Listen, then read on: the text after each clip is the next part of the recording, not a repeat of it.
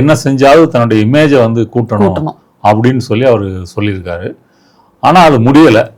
மற்றபடி உலக நாடுகளில் இந்த பொருளாதார நெருக்கடி அதிகரிச்சுக்கிட்டே இருக்கு. இப்போ மோடி சொன்னதை கேள்விப்பட்டீங்களா? என்னது சார்? அதாவது 1 வருஷம் தங்கம் வாங்குவதை தள்ளி போடுங்கள், நிறுவனங்கள் ஒர்க் ஃப்ரம் ஹோம் அதை கொண்டு வாருங்கள், ஆன்லைன் கிளாஸ் எடுங்க, பெட்ரோல் டீசலை சிக்கனமாக பயன்படுத்துங்கள், மெட்ரோ மாதிரியான பொது போக்குவரத்தை பயன்படுத்துங்கள், இதெல்லாம் சொல்லியிருக்காரு. இப்போ என்ன பிரச்சனை இந்தியாவுக்கு அப்படின்னு சொன்னால், இப்போ மோடி கவர்மெண்ட் சொல்கிறது, நம்ம வருஷத்துக்கு 600லேருந்து 700 டன்னு தங்கம் இம்போர்ட் பண்ணுறோம். சரியா? இந்த இம்போர்ட் பண்ணுற ஏன் இம்போர்ட் பண்ணுறோன்னா, நம்ம நாட்டில் தங்கம் கிடைப்பதுன்றது ரொம்ப குறைவு. அதனால் மெஜாரிட்டி வெளிநாடுகளில் தான் இறக்குமதி செய்கிறோம்.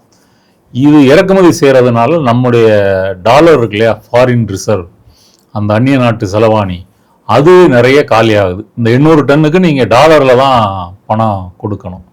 அப்போ டாலருடைய இருப்பு காலி ஆகிட்டு இருக்குது. அதே போல் வந்து எரிபொருள் இறக்குமதி செய்கிறீங்க. எரிபொருள் இறக்குமதி இப்போ விலை உயர்ந்துருக்குது. கிட்டத்தட்ட $110, $126 வரைக்கும்லாம் போச்சு. இப்போ $100-105 கிட்ட இருக்குது.